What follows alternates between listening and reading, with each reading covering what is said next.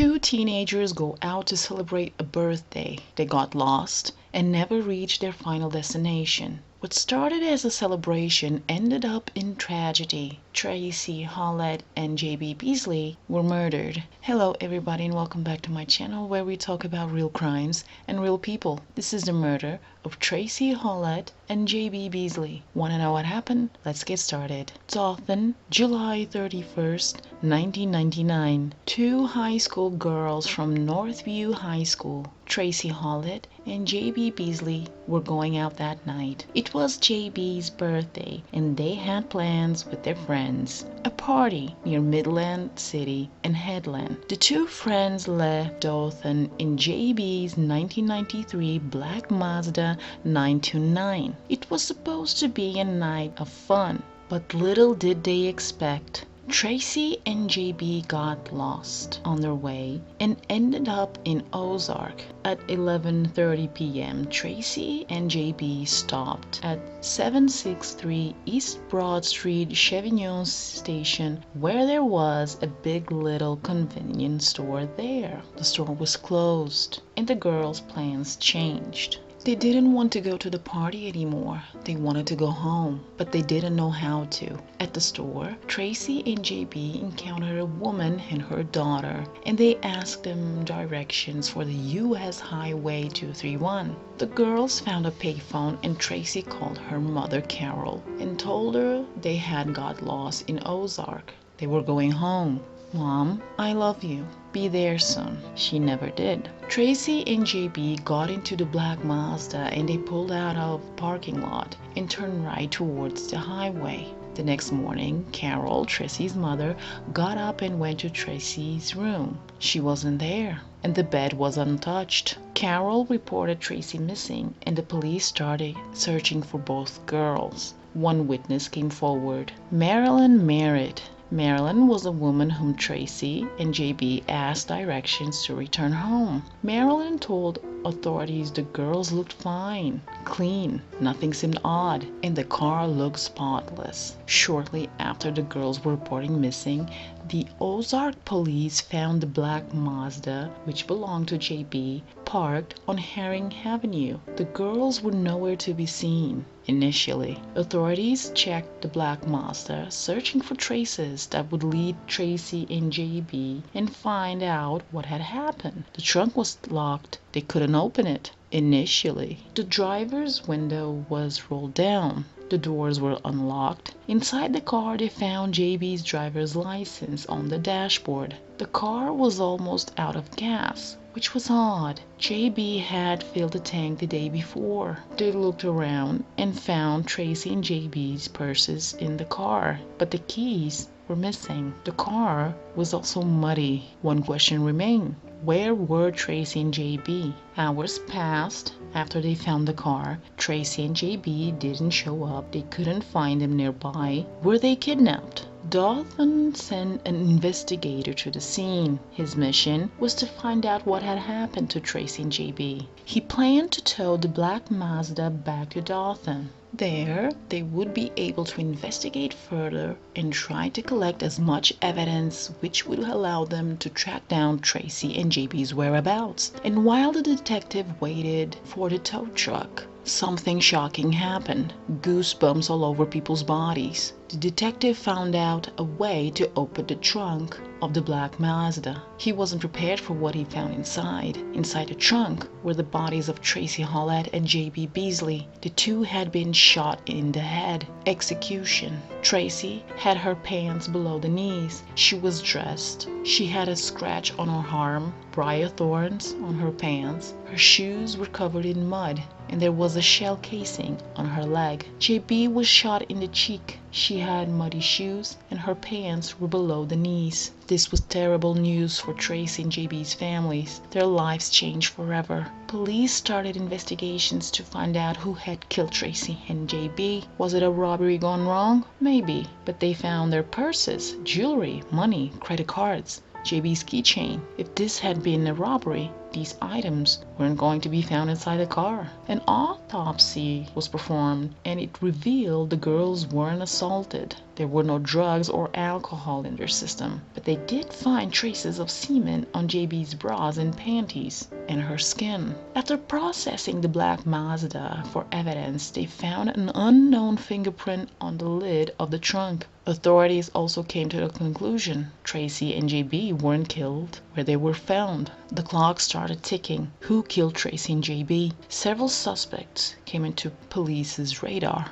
but from the beginning, there was one person who authorities believed had committed a crime. His name, Johnny William Barentine. Johnny was a 28-year-old man who lived in Ozark with his wife and son. July 31st, Johnny told his wife he was going to buy milk for their 2-year-old son. When he returned home before 1 a.m., Johnny was visibly upset. He told his wife his car had been hit by a block truck with a Dothan tag near Hearing Avenue. And as the news spread about the death of the 2 girls from Dothan, Johnny started telling people he knew something about the murders at Hearing Avenue. And because people wanted to know who had done it, someone encouraged Johnny to go to the authorities and collect the reward. The police was aware of Johnny and the rumors he had some knowledge about the murder. On September 1st, 1999, John met with the police for an interview so he could tell something that might help solve the case. But Johnny told different stories about the murder, and he placed himself at the crime scene. This wasn't a person giving information about a crime. In fact, there was a chance Johnny Barentine could actually be the person the police was looking for. Johnny's different versions of what had happened made the police suspicious. In one occasion during the interview, Johnny told he had seen a black truck speeding away from the area. The police kept pressing Johnny, and he gave them a new version. Johnny told the police he had picked up a tattoo man whom he didn't know, which was very odd. He drove the man to the Big Little store. Johnny stopped. The man got out of the car and got into the girl's black Mazda. The tattoo man told Johnny to follow him, which he did, despite not knowing the man with the tattoos nor the girls he was following. After he arrived at Herring Avenue, they stopped. The man got out of Tracie and JB's car. He took the girls out of the car. They went out of sight, and then Johnny heard 2 gunshots. Shocking. Out of nowhere. Was this man going to kill Johnny too?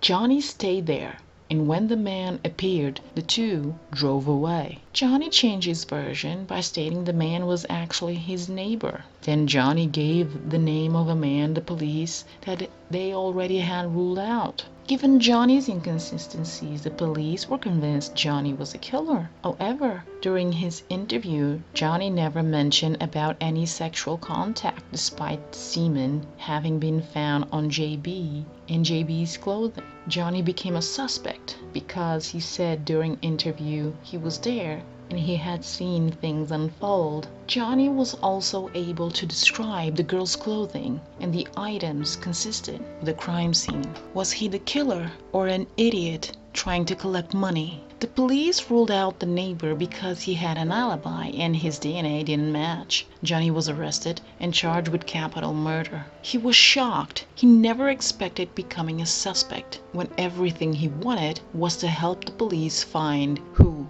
had committed the crime and get a reward for it. Johnny was held without bail. His family and friends supported him and didn't believe he had done it. Johnny testified before a grand jury where he stated he had made everything up so he could collect the reward, even if it meant sending an innocent person to prison. Johnny also testified that the days after the murder, he met with his wife and brother-in-law and they went to the crime scene so he could find something that might help the police solve the crime. Even though many would definitely believe Johnny was a killer, his DNA didn't match with the one found at the crime scene, so the judge decided to grant him bail. Despite allegedly making making a jailhouse confession, the grand jury decided not to indict Johnny Barentine. He remained a suspect, and others were contemplated, but the case went cold for 20 years. After all that time, in 2018, news broke the police had arrested the Golden State Killer. The families of victims, survivors, would find out who that man was. Everybody wanted to know how authorities found out who the killer was. Genealogy and DNA database. So authorities decided to use the same technology, and maybe they would find out who had killed Tracie Hawlett and J.B. Beasley on July 31st, 1999. It worked. DNA was entered into a genealogy database, which led to a family, then a man whose DNA matched the one found at the crime scene. In 2019, Coley McCraney was arrested. Coley was a 45-year-old man. He was a truck driver. He had briefly served in the military. Ever since the murders in 1999, Coley had led a crime-free life and had built a family. Coley was charged with murder and assault. His trial started in April 2023, where he testified. He confessed having sex with J.B. Beasley. Coley and J.B. had met 2 months prior to the day of the murder.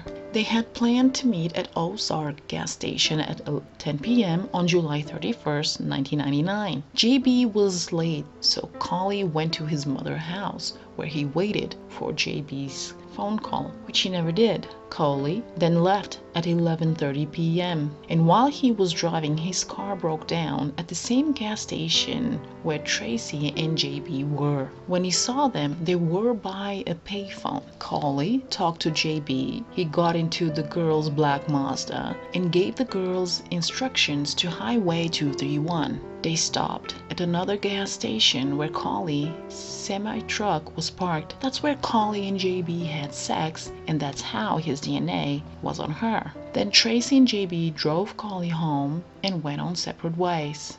At the end, Coley was found guilty and sentenced to life without parole. Some people believed Coley had an accomplice. But what happened to the gun? Why did he kill JB and Tracie? How did Johnny Barentine know details about the girl's clothing? These questions were unanswered.